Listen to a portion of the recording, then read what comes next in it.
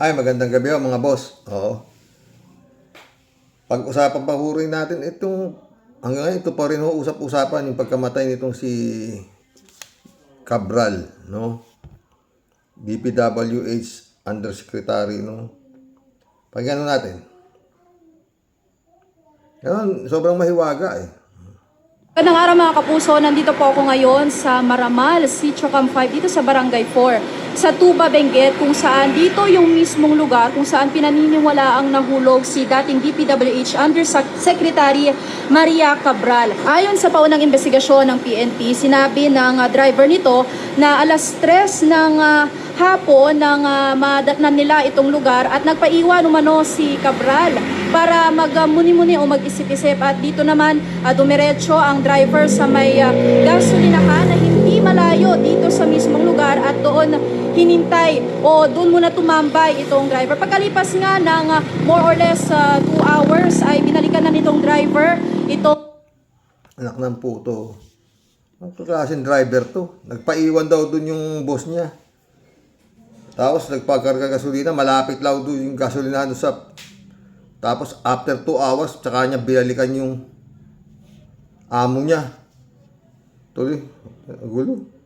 Si Cabral at nakitang wala na si Cabral dito sa lugar na ito kung saan niya iniwan, at nagdiretso siya sa lugar kung saan nag-check-in si Cabral. Wala pa rin, hindi pa rin natatagpuan itong driver si Cabral at humingi na ng assistance dito sa may Baguio City Police Station 8 ng bandang 7 p.m. At mga 8 p.m. naman ay naipaulat na natagpuan ng mga otoridad ang katawan ni Cabral dito sa lugar na ito. Kung inyong makikita mga kapuso, ayon sa PNP ay may taas ito na 20 to 30 meters mula rito sa nasabing National Highway.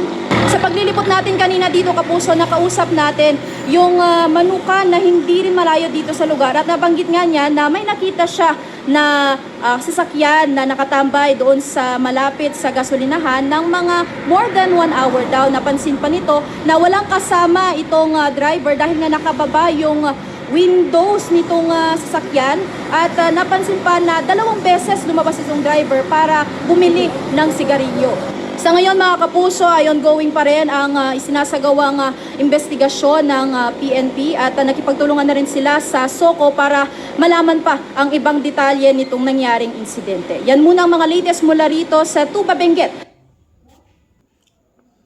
Ito naman magre-relax lang daw. Driver says, ex-DPWH Secretary Cabral. Magulo ho ito eh.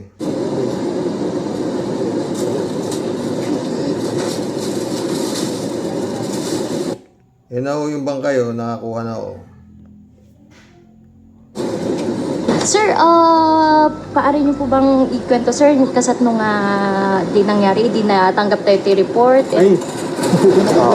Answer di pa nagkuha tayo, di natagpoon tayo isuna, anya ti Gano'n po ba kahirap yung ginawa na one po? Pag-up po. retrieve po. Medyo masukal po ba yung area? Ano naman ang mahirap diyan, wala kasi tayong ang 4 point. Yun yung challenge sa rescue operation na nangyari kanina, walang ang 4 point, kaya gumawa tayo ng paraan. Gumawa tayo ng artificial na ang 4 point para makababa. With regards naman sa operation, kaya naman actually. Gaano kalalim, sir? Ito ma'am, mga ano to siya?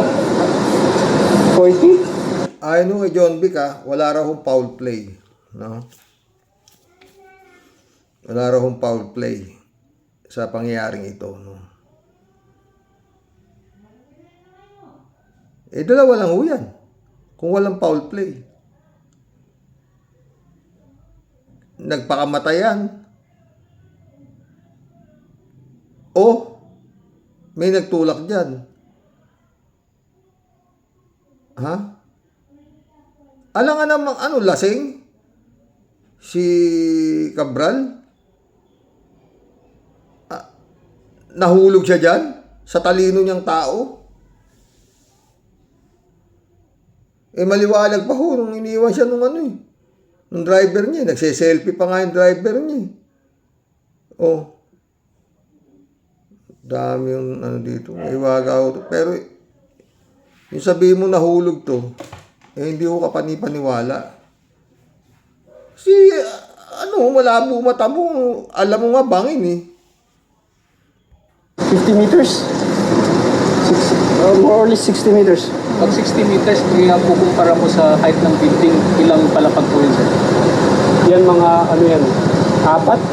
5? 5 palapag na building. Ano yung state ng ano niya sir nung pagbaba niyo pag-retrieve? Ano ang itsura niya? Unconscious na kasi negative pulse na breathing na rin siya. Matigas sa puso yung katawan. Hindi pa naman. Yung mga yung mga limbs, upper limb tsaka lower limbs niya, yung mga broken, mga paa, kamay, putol-putol. Pero no breathing. Mga pa, mga kamay, putol-putol. Ano sabi nito? Bali-bali ho yung buto eh. Sabi ni John Vic, may raw, tapos yung ulo parang basag eh. Ayon sa sa autopsy report Tapos wala ng pulse. Wala. So, mako-confirm natin na wala na talaga.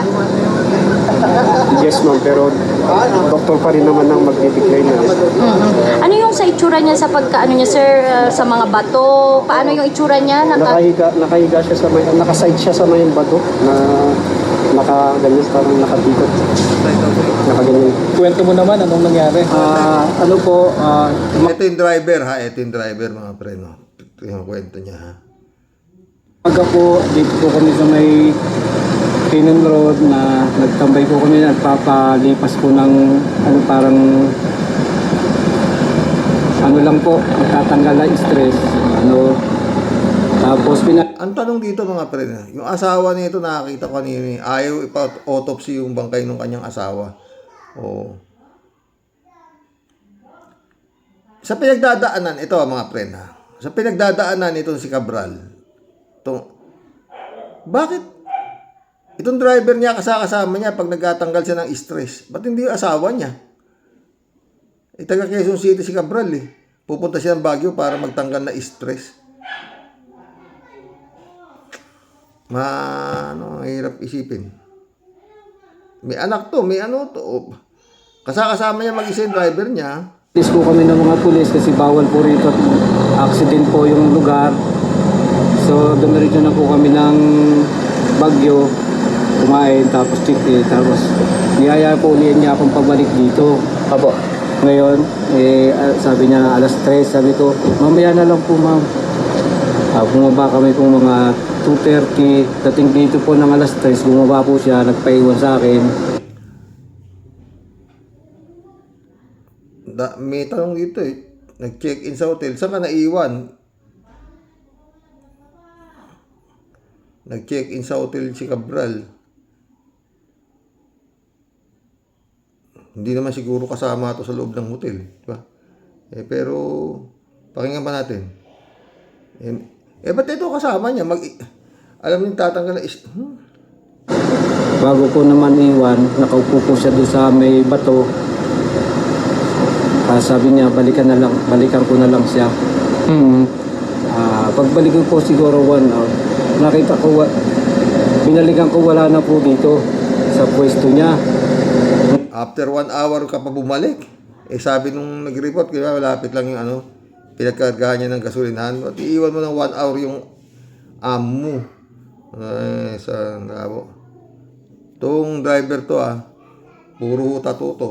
Marami yung tattoo. Nakikita sa picture, no? Ngayon, sinilip ko yung baba, hindi ko naman po makita. Kasi natatakot din po ako, baka mahulog ako. So, lumikot po ako, nagtanong po ako sa mga tao dito na kung walang nakitang dumaan na babae, wala nang daw po. Tapos bumalik tuloy ako para silipin. Talagang wala po. Umakyat po ako sa may Bagyule. Tingin ko sa hotel. Kuya, tingin ka yan? Sa hotel, pinunta namin yung chinik-chikinan natin. Hindi makatingin. Sabi nung nag-reporter, Kuya, tumingin ka ng diretso. Mga gulo Yung receptionist, wala naman daw po doon. Tapos balik na ulit po ako dito sa may Cannon Road para hanapin. Kaya lang, gabi na po, hindi ko na masyadong makikita hindi ko kabisado yung daan. Nagpatulong na po ako sa mga pulis. So, araw niya iniwan si Cabral, di ba? Araw. Oh. Hanggang ginabi na siya sa paghahanap na wala na raw yung Cabral. Alam nga, kung yung ang aso, hindi nahuhulog dyan eh. Oh. Eto, tsaka napakatalino ng tao na itong Yusek Cabral na to. Oo. Civil engineer nga, tsaka yun nga, almost 40 years sa government service. Hindi ako niniwalang nahulog. Either tumalon o tinulak. Doon lang ako sa dalawa. Pero yung nahulog, na aksidenteng nahulog, kayo ba maniniwala kayong aksidente nahulog? Hindi. Tuloy mo, driver. Para hanapin, wala naman po akong flashlight na pwedeng pang flashlight, kaya sa kanila po ako humingi ng tulong. Saan kayo galing? Ayan. Bago kayo nakarating ng Baguio, kuya? Galing po kami ng Maynila. Anong sadya nyo sa... Ano lang po, magpapalipas yung para magre-relax lang po siya. Dahil... Hindi Puta, tibay. Kadaming pagre-relaxan sa Maynila. Ba't papupunta ng Baguio? Hindi ka tangkap-tangkap naman niya. Kadaming pwedeng pag-relaxan sa Maynila eh. Taka BGC. Relax ka dun. Ba't pupunta pa kayong Baguio? Isa kita ulo. Yung drive. Kung yan ang istorya mo.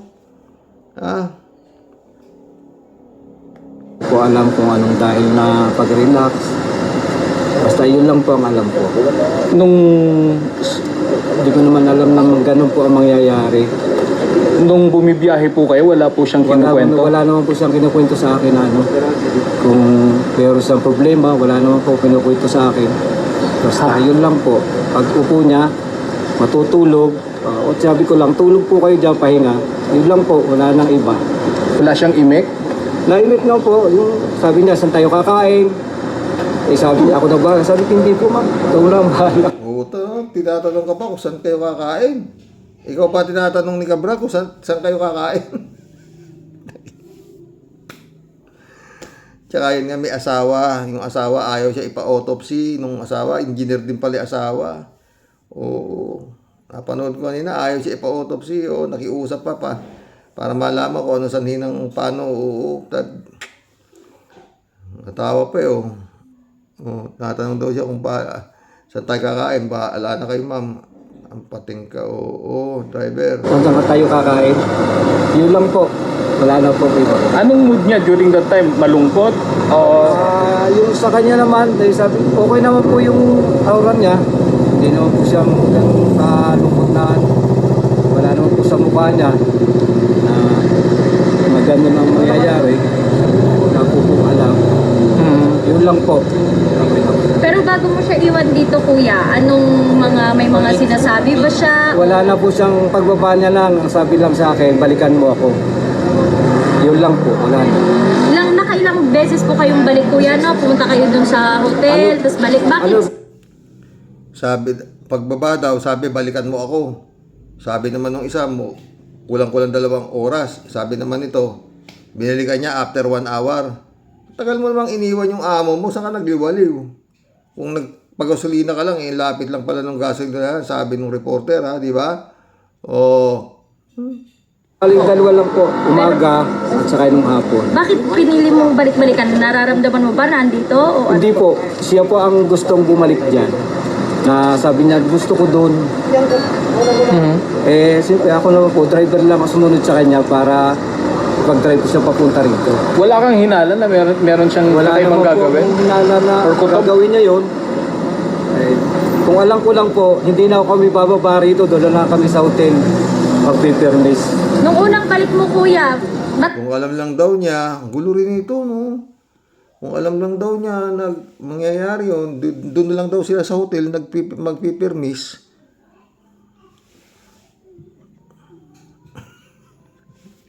Ayoko mag-isip ng hindi maganda.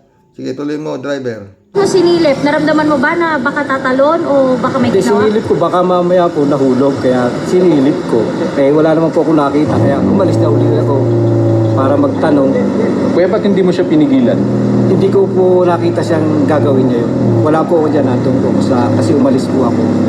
Kiniwan ko po siya para ano, kung magre-relax siya, babalikan ko. Talagang driver, malabo yung tatalon niya. Hindi niya raw alam na gagawin niya yun. Oo. Talagang malabong gawin yan dahil masakit yun. May iisip yan, hindi naman bobo yan. Maliban na kung sabog yan, o nagdadroga yung amo mo, o lasing yan, o na naisip niyan tumalon doon sa bangin para magpakamatay. Lalong imposible namang aksidenteng nahulog yan. Kaya yan para sa akin mga boss. No? Tinulak yan. May nagtulak dyan. Kaya yan nahulog. Kasi isang oras pa bago niya binalikan. Yung lugar na yun parang ilang Wala nang masyadong maraming putol-putol na hindi na matao na lugar. Kumbaga, hindi mataong lugar. Diba? Wala rin CCTV. Doon sa pinag-iwanan niya. Alam siya. Kuya, kanina nung inaangat yung body bag, Yan. anong naglalaro sa isip mo nung nakita mo na siya? Naiyak na lang po. Yun. Hindi ko akalain gagawin. Yun. Naiyak na daw siya. Hindi niya raw akalaing gagawin yun. Hindi nga yan gagawin. Hindi gagawin ni Cabral yan na iniisip mo na hindi niya raw akalaing gagawin niya yun. Anong ibig mo sabihin? Tumalon yung amo mo? Ha? Lalo naman imposibleng nahulog lang yan. Tuloy mo iyak. Kasi driver lang po niya. May tiwala po sa kanya. Sabi niya sa akin, tutulungan niya po habang buhay. Kaso, ganun po Mo, sabi raw sa kanya nung kanyang amo, itutulungan daw siya habang buhay. Napakabait ng amo mo sa'yo. Tapos iniwan mo lang natsukat dyan. Malalim lang dahil tutulungan daw siya habang buhay. Tapos sasabihin mo, papayag ka na iiwan mo lang yan dyan. Ewan ko sa'yo, tuloy-tuloy. alam. Yun lang po. Salamat.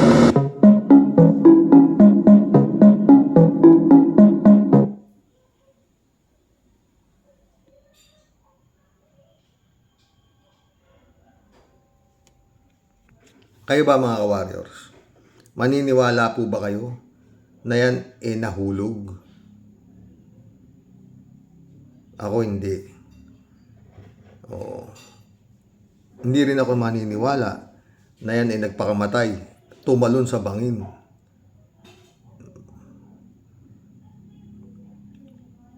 Para sa akin malamang na may nagtulak. Kasi hindi ganun, maski anong isip mo para sa isang katalinong babae na yan, tatalon sa bangin. Nahulog sa bangin. Hindi ko nga tanggap yan. Dito tayo. Sabi, medical expert, nagsalita na. Okay daw si Digong. Pwede siyang fit to stand trial. Diba? Pero, si Kupalman, hindi okay. Hindi siya, basta pinipilit ni Kupalman na hindi ka pwedeng trial yan. Kasi wala na sa katinuan yan. Dalawa lang yan, friend. Either ito si Kupalman ang wala sa katinuan, o si Digong. Si Digong talagang, para sa akin nga, di ba, dahil sinabi ko sa inyo, wala sa katinuan talaga yan. Si Digong. Matino ba yan? Mapapatay ka na karami-raming tao. Hindi ka naniniwala sa human rights. Minumura mo yung Diyos. Matinuban tao yan. May sira talaga sa tuktok yan. Ang problema, ang findings, wala siya sira Fit to stand trial siya. Sabi ng mga eksperto Merong neurologist, puro sa sa katawan niya. Problema nga dyan, yung mga anak niya. Walang ginawa kundi magdadaldal na okay.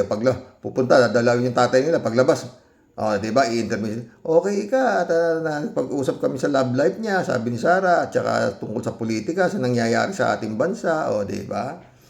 Oh, sabi naman ni Pulong, anong kamusta? Ang sabi niya yung mga PNP saka AFP mag-isip na at kawawa ang Pilipinas. Oh, yun ang sabi daw ng tatay niya. Tapos sabihin niyo, hindi fit to stand trial. Oh, 'di ba? O, tsaka mga eksperto na yung tumingin Pero si Kupalman, hindi ka naman eksperto Ang eksperto ka sa paniningil Ang laki yata ng bayad nito. O, taragis. O, panood ko yan ni Atty. Claire kahapon 40,000 euros yata ang binabayad dito ng ICC. Oo.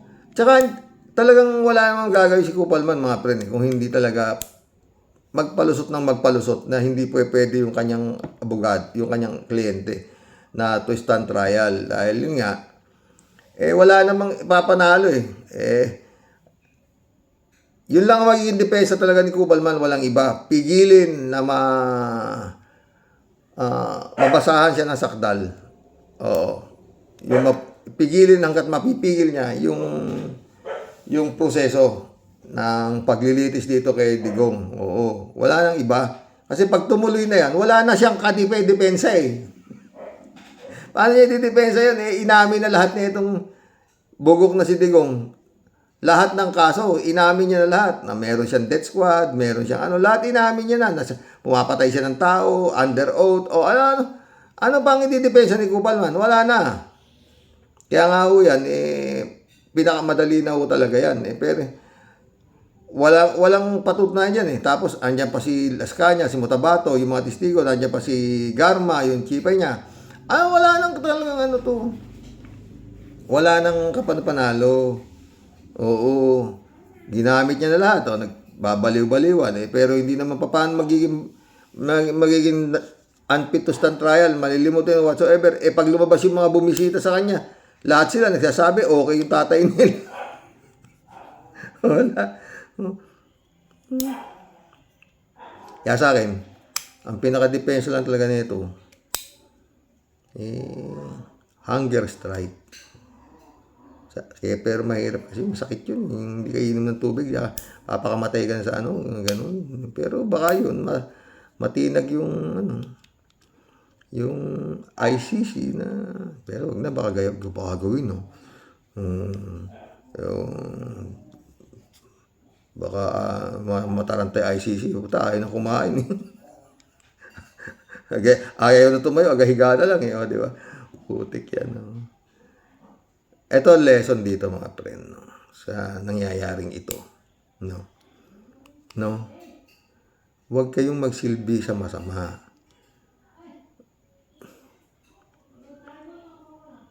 Pag gumalaw ang kamay ng Panginoon, talagang hindi mo iba. Tignan mo yung Yusek Cabral, Kalahin mo yan na abutin niyang klase ng pagkamatay. Mahulog sa bangin. Dalawa lang yun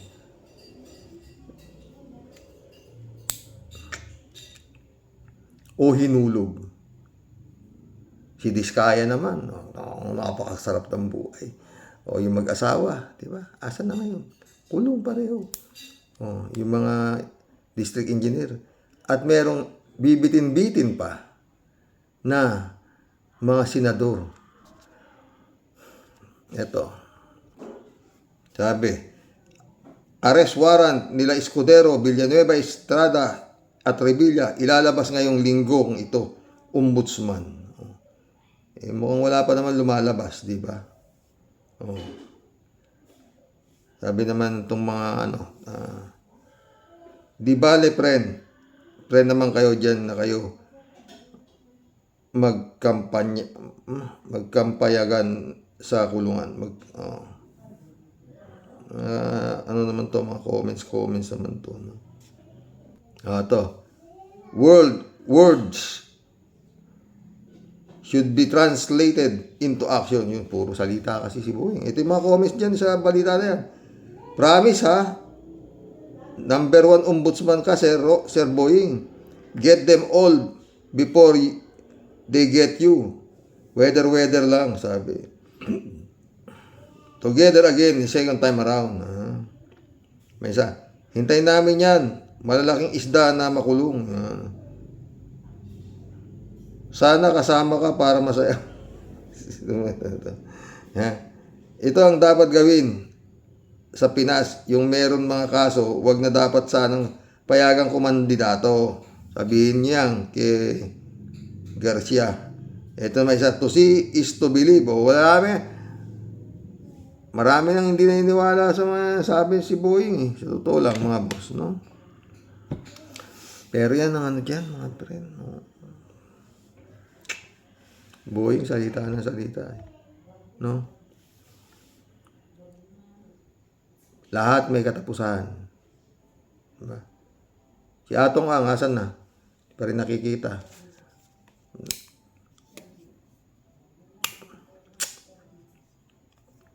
Puro drawing yata nangyayari. Diba mga bros? Ha? Nabalik tayo kay Kupalman. Kupalman to. Abogado talaga, no, mga friend. Laki ba naman ng bayad niya? Wala namang gagawin si Kupalman kung hindi mag-isip siya ng palusot para wag matuloy yung trial. Yun lang yun. Yun lang ang papel niya. Kasi pag natuloy yung trial, wala na siyang isasagot. Wala na. Wala nang depensa.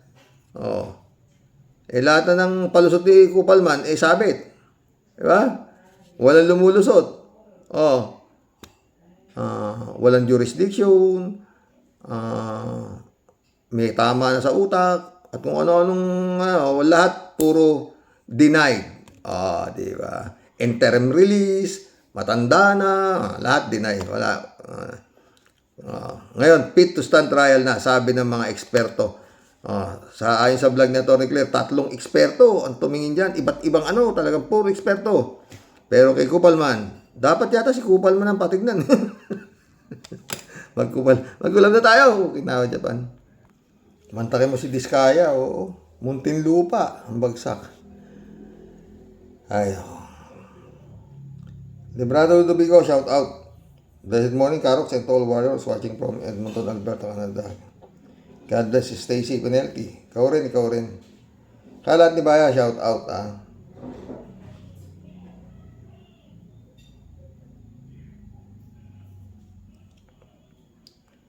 Kalate ulit. Sigurado na tinulak yan ni Dagul at ni Peryong kaya nahulog sa bangin. Ang putragis na Kawatang Cabral na good riddance, sabi niya. Elizabeth Iscare, shout out. Good evening, Sir Rox. Parang may foul play na nangyari dyan. Baka nga yung driver pa ang naghulog dyan. Kasi kaduda-duda. Pati yung kilos ng driver na ini-interview, parang kabado pa. Kasi kaduda-duda, bakit pa sa malapit pa sa bangin nagpababa? Ewan ko din, Sir Rox, kung tama ako. Kasi yung driver lang ang kasama niya, di ba? O yun na. Tsaka, magpapalis ka ng stress. Ba't ka pupunta ng Baguio? Kadami pwedeng sa Maynila, mas matatanggal ang stress mo. Di ba? Ewan na. Elizabeth Scarry ulit. Kung sakali naman na nagpakamatay ito, siguro pwede din. Kasi nga, sa sobrang kahihiyan na involved itong babaeng ito sa anomalya dyan sa DPWH. Halos lahat ng empleyado dyan, mga magnanakaw. Mga matatakaw sa pera ang mga yan. Kaya siguro pwede din siyang nagpakamatay sa kahihiyan. O may isang taong nag-udyok dyan na magpakamatay na lang. Ate alam. Michelle Edwin Mike, shout out my friend. Elizabeth ulit. Kung sakali naman na nagpakamatay ito, siguro pwede din. Kasi nga, sa sobrang kahiyan na involved itong babaeng ito, anomalya. Napasa ko na to.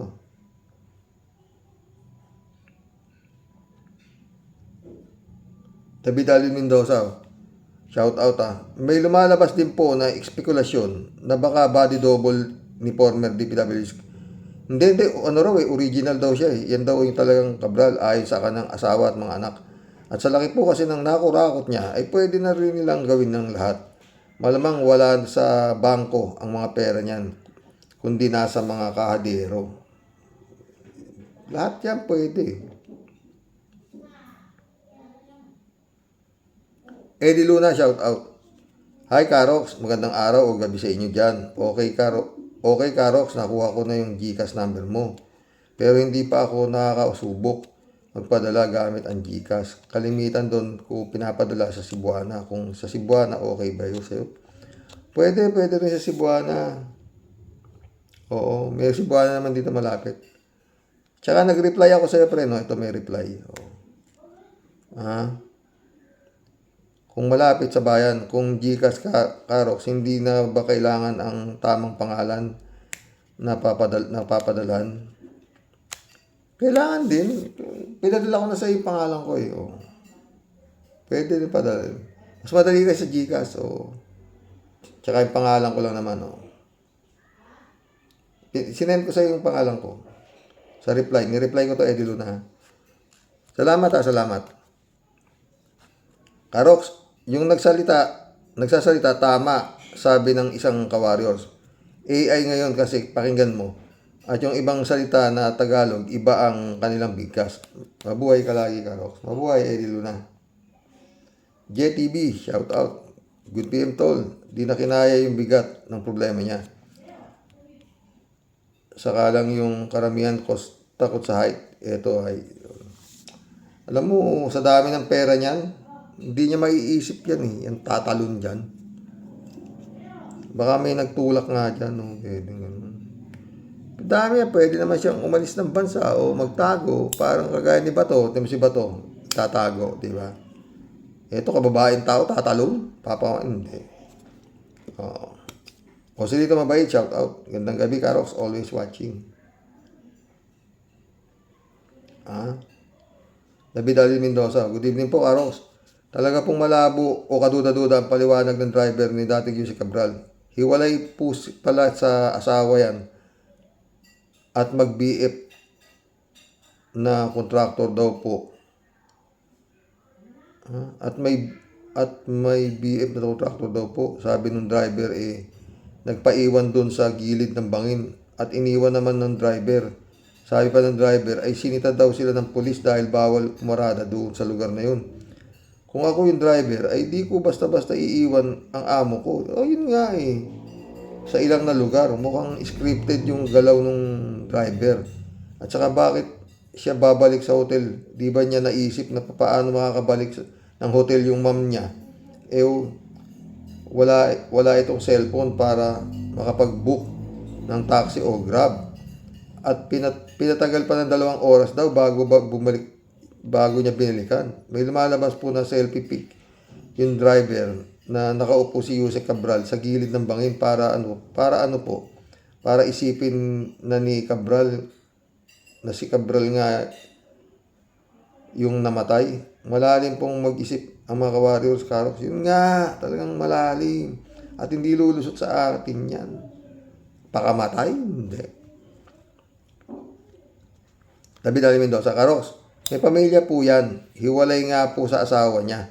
Pero ayon po sa balita, ayaw pong ipa-autopsy ng asawa dahil daw may pinirmahan na daw siya na kinilala daw nila yung asawa niya. Ano pa daw po ba ang kailangan? Bobo ka pala eh. Bilyon-bilyon ang nakakupo niyang asawa mo. Dapat makasiguro kami na siya nga yan talagang namatay. Talaga nga. Ano rin asawa niya, David? Engineer din. Pastor John Lagon, shout out my friend. David Ali Mendoza ulit. Karox, ang gusto kong marinig na balita ay mga senador na kongresista nagpakamatay.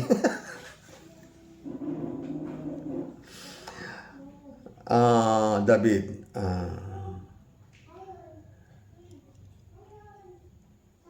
Malabo mong marinig yung balita na yan. Senador, kongresista magpapakamatay? Nakakatakbo pa nga, maski may kaso, takbo eh. Pero malabo mangyari. Tama, mga walang konsensya at kahihiyan ang mga senador at kongresista natin. You're right and left and the right. David Ali Mendoza ulit. Karox, yung huling video clip na ipinakalat ipinarinig sa amin ng tungkol doon sa kung sino ang iboboto ng mga may sayad sa 2028 election, montik-muntikan ko nang maihagis itong cellphone ko. Isip. Mabuti na lang at naisip ko na hindi pa pala ako tapos magbayad dito. Sa susunod po, Karok, sana po sintabi ko muna kayo at ipaalam sa mga kawaros na uminom na ng sartan at baka ma-high blood o kumulo ang kanilang dugo sa ipinarinig nyo sa amin. Joke lang po, Karok. Anything you show, here is much appreciated. Salamat po. Nabuhay si Mr. Santolanto. Siya nga po pala, Karok. Bakit may 2? Itong pangalan ng YouTube channel mo. May nauna pa ba dito? Oo, yung una na naipatanggal o nung panahong naglalaban yung mga Talino Warriors, itong mga gunggong na naniniwala dito kay Mang Usin. Oo, doon. Dahil malupit ang banat, napapalaban ako ng sagutan doon. Oo. Kaya, Mr. sa totoo lang to na ito. Oo. Bagong channel to. Rodelia Alpilor, shout out Eman Escalona, shout out. Hello po Sir Rox at sa mga kabosing. Napaka-imposible ng driver. Dapat talaga imbestigahan nila yung driver niya. Kundi ba naman tanga, iwanan niya yung boss niya sa alanganing kalsada. Amo niya tapos ang tagal bago balikan. Di man lang niya tinawag na kamustahin siya. Nakakalungkot lang siya pa naman pinaka big ebidensya sa mga nangyayari sa issue ngayon. Pasasaan pa lalabas din ang totoo. Salamat sir sa mga kabosing. Ingat. Isa pa yung John Wick na yan at Nartates walang silbi. God bless po. Patay tayo dyan, Rodelia. Whiskey, shout out Yung driver, yun nga. Elizabeth Iscari ulit. Sir Rox, malamang special treatment ang Sara Diskaya sa Oblo na selda. Siyempre, gagana ang pera dyan sa loob. Alam naman natin na nagagawa ng pera. O, siyempre, gagana yan. Sumagot si 3J Siopo. Pwede kasi babayaran lang ni Dismaya mga warden para special treatment siya. Pero kahit ganun, let's say special treatment siya, iba pa rin yung talagang nasa laya ka, yung makakapunta ka sa restaurant na gusto mo, maganda ang banyo mo, masarap ang kutsyon mo, iba rin, tiyak na magkaka-cultural shock siya, si Diskaya, which is good for her. Sa ginawa ba niyang pagnanakaw sa kaban ng bayan, totoo yan, 3J Sob ka. Kaya ano bang special treatment na sabihin niya? Nasa Oblo siya, di ba? Mary Lebron, shout out. Greetings from cold Baguio sa Rox. Merry Christmas to you and your family. Noise keeping ads. Salamat. Friend Shervin Sapeda, shout out. Christian Sen, July 7, Alcantara. Annalisa Polinar, shout out mga friend Sabi ni Tia Delio, Sir Rox, mag-hello na lang po muna at babati ng may ngiti sa iyo at sa akin pong mga kawaryos. Ako po'y utang-utan na po dito sa aming John Lloyd ng Cavite chapter. Wala ka naman pong makita na ikatutuwa mo at magiging proud ka, Sir Rox. Puro po yamot at kamot na lang sa ulo ang inaabot mo. Kaya agad wala po tayong nakikitang pruweba, Sir Rox. Lungkot naman to. At talaga pong ginagawa niya po ang trabaho niya, bawas ang kuda at bunganga. Baka po sakali, Sir Rox, di ko na po itutuloy ang pamumundok. Makalanghap man lang po ng sariwang hangin. Kasi doon sa amin, Sir Rox, sa Cavite, dahil sa sobra po ng dami ng politikong pasaway, sobra na pong sangsang ng amoy. Nakakasuka na po, mga buisit, mga lechik. Maiksi yung, Tia Deli yun, TJ Shop ulit to. Ay, ano ba yung mga balitang yan, Xerox? Paskong Pasko. Hindi na ba titino ang mga politiko sa Pinas? Titino ba?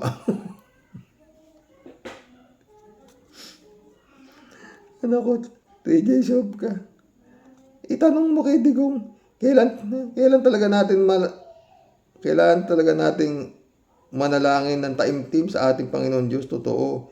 Ito man ay sinadya o hindi, patuloy tayong mga Pilipino na magdasal. Sobra na ang katiwalian, pati buhay ay di na iginagalang.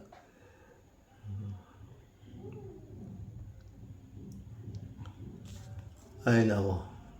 Friend Bingson, Dolor Garcia, shout out. Brother Elias Isyo, shout out. Sabi yan. Nakaka-stress naman dyan, Xerox. Sino ba ang gumawa ng ganyan? Talagang wala nang takot sa Diyos?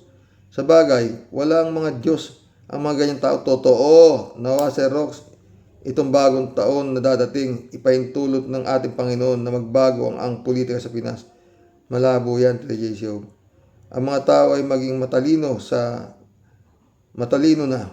Kaso, yung mga Duterte pa rin, mga babaeng pinakita mo sa video, sila ang may kasalanan kung bakit ganito ang ating bansa. Pero nawa, sa tulong ng may kapal, ay malinis na ang bansa natin. Sana nga, 3J Show pa. 3J Show ulit to. Xerox, totoo ba to? Sabi ni Kaenzo, ngayon daw, aarestuhin si Bato. Si Enzo ba nagsabi o si Boying? Naaresto na ba? Saan? Pag nagkataon makakabawi na si Rimulya Boying na may malaking crocodile na nahuli. Sana nga. Ang yabang naman kasi ni Bato. Alam niyang may arrest warrant na siya Nagpo-post pa, nakausap niya si Turyon. Para sinasabing, di niyo ako mahuhuli. Talagang hindi niya mapahuli yan. Gago yan. Si Kimo, ang gulo ni Kimo. 3J siya pala. Xerox nga pala. Si General Torres, siya na pala ang General Manager ng MMDA. Tinatarget pala itong posisyon na ito ni Defensor. Sana naman, yung mga nangungutong dyan sa EDSA, kabahan na, lagi na lang kaming nakukutungan ng mga yan. Ayaw pa ng 500. Gusto 2K. Para daw tigpa 500 silang 4. Bakit 4 na ba? Bakit 4 ang dapat lagyan? Isa lang naman ang nagpo-pull over sa amin. Sakop ba ito, General Torres Xerox? Siguro, i-report. Marilo Pabian, shout out na ka. Good day po tayo sa mga ka-warriors. Ang daming bilyones. Lahat nasa kanya. Nasa habang paglilingkod sa DPWH, pero ang lungkot ng wakas niya, yun. Nakasira-sira ang katawan pagbagsak niya. Kaya talagang dapat ay huwag matukso sa salapi. Kapangyarihan, bandang huli. Hahatulan ng nasa itaas. Totoo. Shirley J. Sir, shout out. Nagpakamatay ba o pinatay? Si Yusek Cabral, bayan talaga. Bayan talaga. Or ibang bangkay. Bakit iniwan ng driver? Okay yan, Sir John Vic. Ipa-DNA mo na. Di ba? Mission accomplished, mga friend. Hanggang bukas pumuli. 5 araw na lang. Pasko na. Maligayang Pasko, mga boss.